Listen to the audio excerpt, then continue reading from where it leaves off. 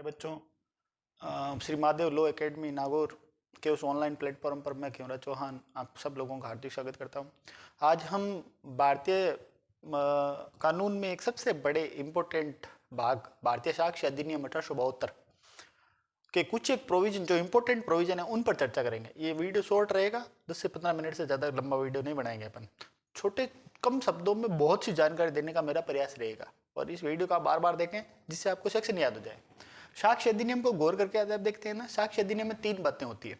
साक्ष्य अधिनियम सीपीसी और सीआरपीसी दोनों में इंपॉर्टेंट होता है। देखो इसमें एक तो है ना, ये लेक्स फोरी है, एक बार बता देता हूं। लेक्स फोरी, देखो लेक्स फोरी एक लैटिन शब्द है। लेक्स फोरी, इस शब्द का अर्थ ये होता है, ये स्थानीय विधि है और ये एक प्रक्रियात्मक लॉ है। देखो सीपीसी, सीआरपीसी और एविडेंस एक्ट तीनों प्रक्रियात्मक लॉ है। ये विधि को बताते हैं, ये कानून के निर्माण की विधि को बताते हैं। इसमें प्रक्रिया दी हुई है सारी। जैसे देखो सीपीसी अपन सिविल कोर्ट में जो भी प्रोसीडिंग होगी सीपीसी के अंडर में होगी। क्रिमिनल प्रोसीजर आपराधिक षड्यंत्र प्रक्रिया संहिता 1973 सारी प्रक्रियाओं को बताएगी। अब उसकी जगह दूसरा एक्ट आ गया 2019 का। इसके बाद में एविडेंस एक्ट कंपलसरी है। एविडेंस एक्ट को वर्तमान में चेंज कर दिया गया है, लेकिन उसके सेक्शनों को कहीं नहीं परिवर्तित किया गया। वो सेम टू सेम डिट्टू डिट्टू है, केवल कुछ एक चीजें हैं जो उसमें एड ऑन की गई है। इसमें हम केवल और केवल इंपॉर्टेंट फैक्ट की तरफ जाएंगे। साक्ष्य का अर्थ ये होगा कि ना, साक्ष्य अधिनियम ये कहता है कि अगर आप किसी भी चीज को प्रूफ करना चाहते हैं तो आपको उसके लिए साक्ष्य देना पड़ेगा। एविडेंस एक्ट ये सबसे बड़ी पहली बात करते हैं। अब देखो सबसे पहले हम एक इंपॉर्टेंट चीज पर चर्चा करते हैं, फैक्ट। फैक्ट का मतलब होगा तथ्य। क्या होगा? तथ्य किसी भी घटनाक्रम के घटने की स्थिति को फैक्ट कहा जाता है। जैसे कोई घटना घटी उसके लिए फैक्ट होता है शब्द। फैक्ट हमेशा 2 प्रकार के होते हैं, सुसंगत तथ्य और विवादक तथ्य। सुसंगत तथ्य को इंग्लिश में रेलेवेंट फैक्ट कहा जाता है और विवादक तथ्य को फैक्ट इन इश्यू कहा जाता है। ठीक है। अब देखो जब भी कभी किसी भी कोर्ट में कोई मुकदमा दर्ज होगा तो उसके लिए सबसे बड़ा कारण फैक्ट इन इश्यू होगा, विवादक तथ्य उसका कारण होगा। सुसंगत तथ्य पर वादी और प्रतिवादी दोनों एक साथ, वादी और प्रतिवादी दोनों एक साथ उस विषय पर सहमत होंगे। मैं आपको इसके लिए एक एग्जांपल देता हूं, इससे पिक्चर एकदम क्लियर हो जाएगी। जैसे मान लो मैंने किसी व्यक्ति से रुपए उधार लिए, ठीक है, तो सबसे पहले सुसंगत तथ्य यह है कि वो व्यक्ति मेरे को जानता था, इसलिए उसने मेरे को पैसे उधार दिए। अब मैं उसको लौटा नहीं रहा हूं, इसलिए उसने कोर्ट का दरवाजा खटखटाया। इसको बोलते हैं फैक्ट इन इश्यू। एक दूसरा एग्जाम्पल देता हूं, जैसे आप सब लोग मेरे पास पढ़ने आ रहे हैं, कोई बच्चा मेरे पास पढ़ने आता है, ठीक है, तो इस बात में सुसंगत तथ्य है कि वो मेरे पास पढ़ने आता है। ठीक है, मैंने उसको कोई जाति सूचक गाली निकाली जिससे वो नाराज हो गया, तो वो फैक्ट इन इश्यू है। उसके कारण हम दोनों में लड़ाई छिड़ी है और उसने दरवाजा खटखटाया है, उसने SC/ST का मुकदमा दर्ज कराया मेरे खिलाफ। उसको बोलेंगे सुसंगत तथ्य और विवादक तथ्य। तथ्य का मतलब क्या होगा? कोई भी घटनाक्रम जो घटा है उसको बोलेंगे फैक्ट। ठीक है। सुसंगत तथ्य का अर्थ ये होगा रेलेवेंट फैक्ट है, जिसमें वादी और प्रतिवादी दोनों उस बात के लिए सहमत है, उसको अपन सुसंगत तथ्य बोलते हैं। फैक्ट इन इश्यू का मतलब होगा विवादक तथ्य, वह कारण जिसके कारण उन दोनों के बीच में डिस्प्यूट पैदा हुआ है उसको अपन विवादक तथ्य कहते हैं। आई होप मेरे को लगता है आपको सब समझ में आ गया होगा। फिर आगे देखते हैं, धारा 6 में रेस जेस्टे का सिद्धांत दिया हुआ है। रेस जेस्टे का सिद्धांत क्या होगा? ए सीरीज ऑफ ट्रांजेक्शन, एक ही सेम व्यवहार का भाग मानेगा, उसको एक ही सेम व्यवहार का भाग मानेगा। कोर्ट क्या कहता है? कोर्ट ये कहता है या तो आप सही हो या आप गलत हो, वो कभी भी आधी अधूरी बात नहीं करता। इसी प्रकार अगर कोई घटनाक्रम घटा है तो वो एक सेम व्यवहार होगा। इसको मैं एक एग्जांपल दे देता हूं। जैसे मान लो किसी व्यक्ति ने किसी का मर्डर किया है, तो मर्डर करने के बाद में सबसे पहले एक तो उसका पोस्टमार्टम रिपोर्ट होगा, उसके कपड़ों पर खून लगा होगा, उसके पास चाकू होगा। ये सारे एक ही सीरीज के ट्रांजैक्शन है। इसके अलावा देखो, अगर गैर इरादतन हत्या होगी ना, जैसे किसी को दुर्घटना में मौत हुई है, धारा 80 IPC की धारा 80 दुर्घटना के बारे में बताती है। ठीक है। दुर्घटना शब्द का अर्थ ये होगा एक ऐसी आकस्मिक घटना जो घटित नहीं होनी चाहिए थी, उसको रोकने का संपूर्ण प्रयास किया गया, फिर वो घटना घटित हो गई, उसको अपन बोलेंगे दुर्घटना। इसको हिंदी में कहते हैं एक्सीडेंट। और एक ये सदमे वाला शब्द है, जब भी आप सुनेंगे ना मेरा एक्सीडेंट हो गया तो आपको सदमा लगेगा एक। अब देखो एक ही सेम व्यवहार का भाग होता है रेस जेस्टे सिद्धांत, तो इसमें एक सीरीज होती है ट्रांजैक्शन, उन सबको एक साथ देखा जाता है। और सबसे ज्यादा परीक्षा में इंपॉर्टेंट सवाल यही है, रेस जेस्टे के सिद्धांत को समझाइए। इसके बाद में आगे देखो, स्वीकृति धारा 17 में, स्वीकृति धारा 17 में है। मैं आप सब लोगों को जानकारी देता हूँ, पुलिस अभिरक्षा में दी गई स्वीकृति को स्वयं स्वीकृति नहीं माना जाता, ठीक है ना, भारतीय कानून में अभी तक। इसके बाद का प्रोविजन क्या हुआ, अभी 2019 में क्या अमेंडमेंट है, वो अपन आगे चर्चा करेंगे। स्वयं स्वीकृति धारा 24 में। स्वयं स्वीकृति और स्वीकृति में डिफरेंस क्या है? स्वीकृति का मतलब तो है, जैसे मान लो मैंने मर्डर किया, तो मैं ये बोलूंगा पुलिस को जाकर के कि मैंने ये खून किया है, तो मेरे को है ना, ये मेरी स्वीकृति है। और स्वयं स्वीकृति का अर्थ होगा, अगर मैं कोर्ट में जाकर के किसी जज के सामने कन्फेस कर लूं तो उसको स्वयं स्वीकृति मानेंगे। अगर न्यायालय में किसी जज के सामने अगर आपने कन्फेस किया, देखो स्वीकृति को तो एडमिशन कहते हैं इंग्लिश में, और इसको बोलते हैं कन्फेशन। क्या बोलेंगे? कन्फेशन। कन्फेशन का मतलब होगा, जैसे मान लो एक एग्जाम्पल देता हूं मैं, जैसे आपने देखा होगा ईसाई धर्म में गिरजाघरों में एक कन्फेशन रूम बना होता है, जिसमें आदमी गुनाह करने के बाद में वहां जाता है, ठीक है। जैसे दीवार फिल्म थी, एक फिल्म में ना अमिताभ जाता है कि मैं अब 3 मर्डर करने जा रहा हूं, तो ये कन्फेशन है। क्या है? कन्फेशन, स्वयं स्वीकृति। स्वयं स्वीकृति हमेशा जज के सामने होगी भारतीय कानून में, और साक्ष्य अधिनियम के अंतर्गत धारा 24 में। स्वीकृति का मतलब होगा केवल मैं हाँ भर रहा हूं, मैंने ये कार्य किया है। इसके बाद आगे देखिए, एक है ना धारा 154 है। धारा 154 हॉस्टाइल के बारे में बोलते हैं, इसको बोलते हैं हॉस्टाइल विटनेस।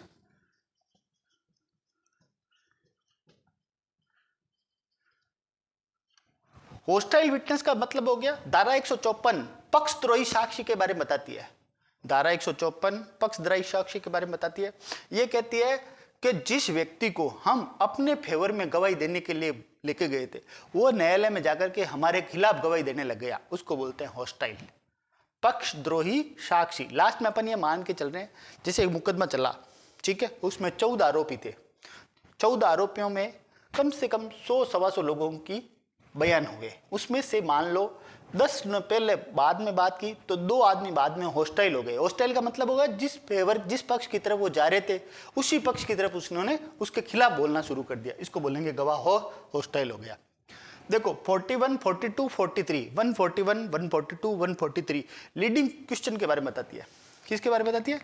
लीडिंग क्वेश्चन के बारे में। LEADING, leading, QUESTION। Leading question क्या होता है?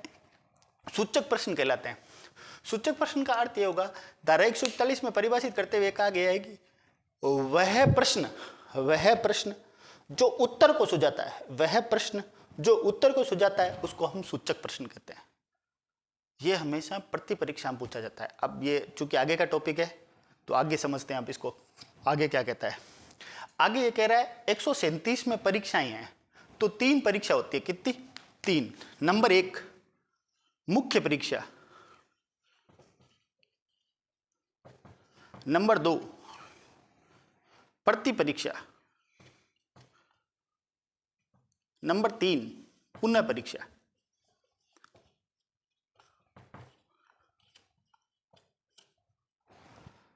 देखो, हम गवाहों का जब परीक्षण करते हैं, तो 3 तरह की परीक्षाएं करते हैं। सबसे पहले मुख्य परीक्षा, जिसको कहा जाता है एग्जामिनेशन इन चीफ। दूसरी होती है प्रति परीक्षा। प्रति परीक्षा को कहा जाता है क्रॉस एग्जामिनेशन। प्रति परीक्षा को कहा जाता है क्रॉस एग्जामिनेशन। मुख्य परीक्षा, प्रति परीक्षा, पुनः परीक्षा। मुख्य परीक्षा, प्रति परीक्षा और पुनः परीक्षा, ये भारतीय साक्ष्य अधिनियम की धारा 137 में परिभाषित है। भारतीय साक्ष्य अधिनियम की धारा 137 में मुख्य परीक्षा, प्रति परीक्षा और पुनः परीक्षा कहा जाता है।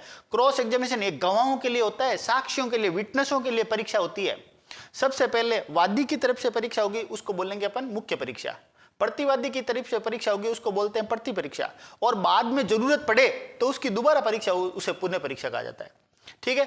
भारतीय साक्ष्य अधिनियम की धारा 138 में, भारतीय साक्ष्य अधिनियम की धारा 138 में, भारतीय साक्ष्य अधिनियम की धारा 138 में परीक्षाओं के क्रम के विषय में बताया गया है। भारतीय साक्ष्य अधिनियम की धारा 138 में परीक्षाओं के क्रम के बारे में बताया गया है, जिसमें पहले मुख्य परीक्षा होगी, जिसको बोलेंगे एग्जामिनेशन इन चीफ। उसके बाद में क्रॉस एग्जामिनेशन होगा, उस बाद में री एग्जामिनेशन होगा। ये तो इंग्लिश है, हिंदी है। मुख्य परीक्षा, प्रति परीक्षा और पुनः परीक्षा, ये साक्ष्यों का क्रम धारा 138 में। इसके बाद में एक चर्चा कर लेते हैं एक शब्द पर, जो लिखा हुआ है यहाँ पर 133 में, भारतीय साक्ष्य अधिनियम की धारा 133 में से अपराधी के बारे में एकम्प्लिश का अर्थ ये होगा, जैसे मान लो आप और मैं मिलकर के चोरी करने जा रहे हैं, तो मैं आपका सह अपराधी हूं। क्या हूं? सह अपराधी। आपने देखा होगा कई बार भारत के कानून में ये व्यक्ति को कहा जाता है कि अगर आप हमारे साथ गवाही दे दोगे तो हम आपको सरकारी गवाह बना लेंगे। तो ये क्या होते हैं? सह अपराधी। जैसे मान लो 2 या 2 से ज्यादा अभियुक्त हो ना, उस टाइम से अपराधी होते हैं। जैसे आपने चोरी करने जाते हैं, जैसे मान लो एक एग्जाम्पल देता हूँ, 4 व्यक्ति चोरी करने जाते हैं, तो एक होता है जो छत पे चढ़ने में एक्सपर्ट होता है, दूसरा वह व्यक्ति होता है जो उसको कर लेता है।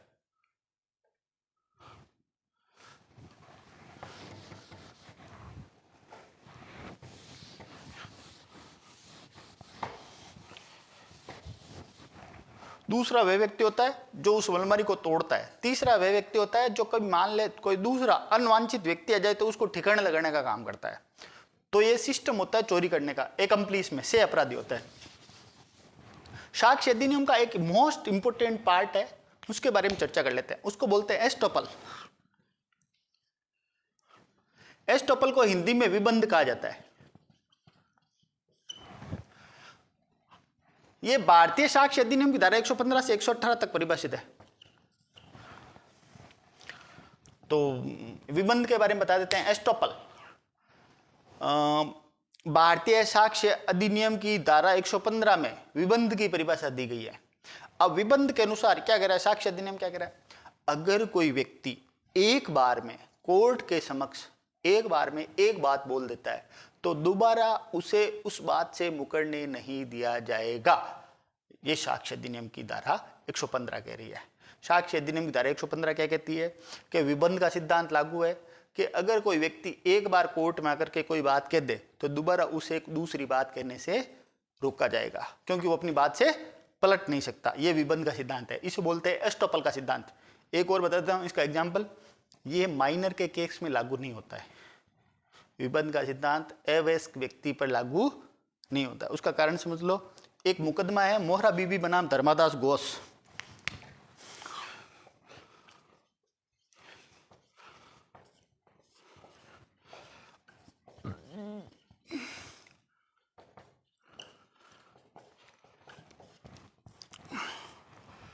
ये कॉन्ट्रैक्ट एक्ट का है।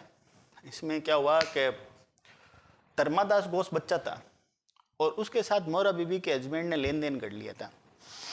तो बाद में इस बच्चे ने अपने को माइनर की जगह मेजर बता दिया था। अब देखो माइनर और मेजर बता देता हूँ। माइनर वह व्यक्ति होता है जो 18 साल से कम उम्र का होता है। मेजर वह व्यक्ति होता है जो 18 साल से ऊपर होता है। इसको समझ लो एक बार। मोहरा बीबी बनाम धर्मादास घोष के मामले में इस पर शब्दों में कहा गया। ये प्रिवी काउंसिल थी। प्रिवी काउंसिल लंदन में बैठती थी। ये अंतिम निर्णय यही करती थी। पूरे भारत में जितने भी कानून बने ना उनमें प्रिवी काउंसिल कहाँ थी? लंदन में, इंग्लैंड में। ठीक है ना। प्रिवी काउंसिल ने यह निर्णय दिया कि भारत में एस्टोपल का सिद्धांत लागू नहीं होता है, अवयस्क के मामले में नहीं लागू होगा। ठीक है। अगर कोई व्यक्ति कोई बच्चा अगर ये कह देता है, मान लो पुलिस के सामने ये कहता है मैं 17 साल का हूँ, 18 बता देता, अपने को 15 बता देता है, 15 से 19 बता 21 बता देता, तो उसकी गवाही का कोई मायने नहीं रखता, क्योंकि वो चेंज हो सकता है, क्योंकि वो इसके एविडेंस उसके खिलाफ है। एक देखो मोस्ट इंपोर्टेंट धारा है धारा 11। धारा 11 एलईबी के बारे में बताती है। धारा 11 एलईबी के बारे में बताती है। एलईबी का मतलब होगा अन्यत्र होने का अभिभाग। क्या शब्द है?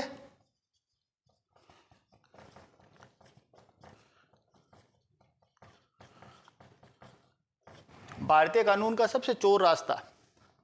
देखो जैसे मान लो मैं अपराधी हूं और मैंने कोई अपराध किया है, तो मैं सुपरमैन तो हूं नहीं तो 2 जगह खड़ा रह जाऊं। तो भारतीय कानून में अगर मैं ये साबित कर दूं जिस समय घटना घटी उस समय मैं वहां उपस्थित नहीं था, इसके बजाय मैं किसी दूसरे जगह पर था, इसको बोलते हैं एलईबी। सेक्शन 11 साक्ष्य अधिनियम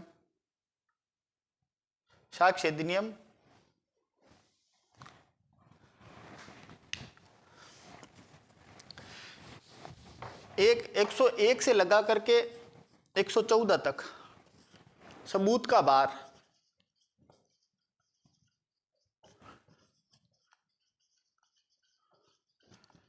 burden of proof.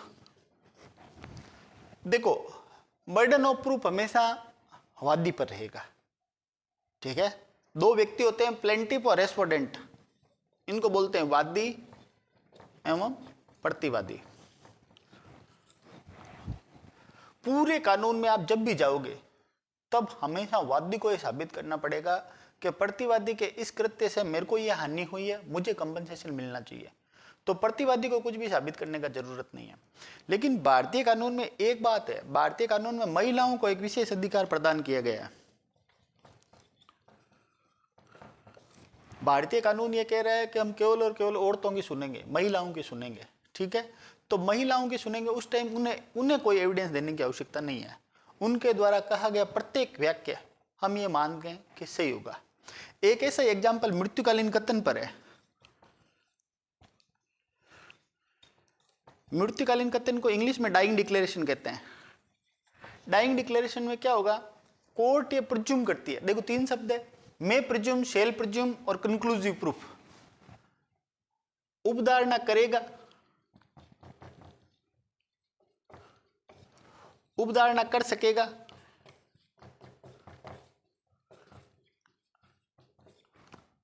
Conclusive proof निश्चय एक सबूत।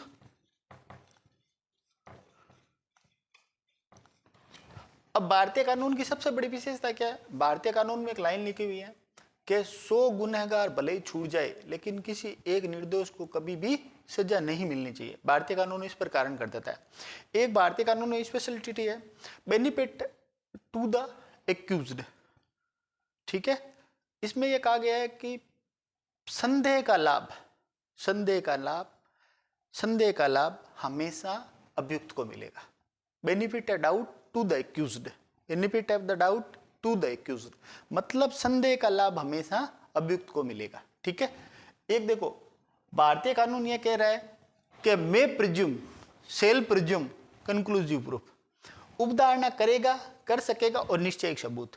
तो भारतीय कानून ये मान के चल रहा है आप अपराधी हो तो उपधारणा करेगा, कर सकेगा तो ऐसे प्रूफ पैदा करो। उन दोनों के लिए किसकी जरूरत होगी, निश्चय एक सबूत की। ये भारतीय साक्ष्य अधिनियम की धारा 3 में परिभाषित किया गया है।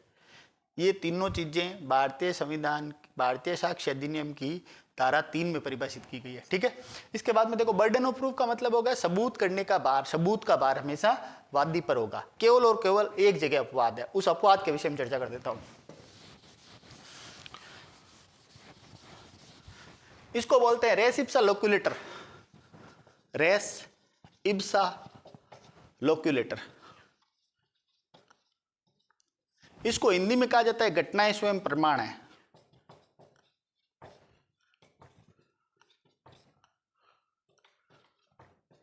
ये इस बात का अपवाद है, इसमें प्रतिवादी को कुछ भी, वादी को कुछ भी साबित करने की आवश्यकता नहीं है। इसके 2 एग्जाम्पल दूंगा मैं आपको।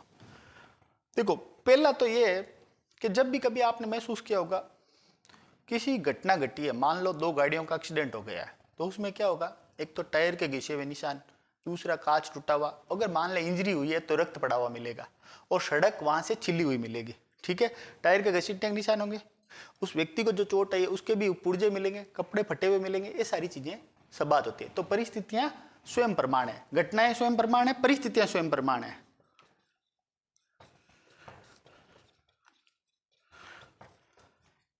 इसको लैटिन भाषा में कहा जाता है रेस इप्सा लोक्युलेटर। ये भारतीय कानून में अपकृत्य विधि में एक सिद्धांत है।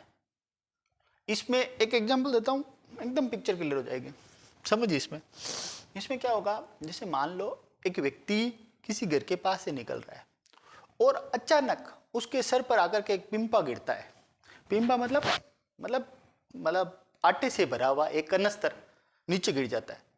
अब आप ये मान के चलिए उसको ये कहा जाए कि अब तू साबित कर तेरे साथ घटना घटी, तो उसको कुछ पता ही नहीं। उसके ऊपर से जो भी गिरा, गिरने के बाद में वो बेहोश हो गया और उसको लोग हॉस्पिटल लेके चले गए। तो यहाँ प्रतिवादी को कुछ भी साबित करने की आवश्यकता नहीं है। जहां मैंने ये बोला ना ये वादी है प्रतिवादी है, तो हमेशा मैंने क्या कहा, बर्डन ऑफ प्रूफ किसका रहेगा, वादी का रहेगा। लेकिन इस मामले में अपवाद है, इसमें वादी को कुछ भी साबित करने की आवश्यकता नहीं होगी। उस घर में जो प्रतिवादी है, जो छत पर रह रहा है, उसको पुलिस आएगी और पकड़ के लेके जाएगी।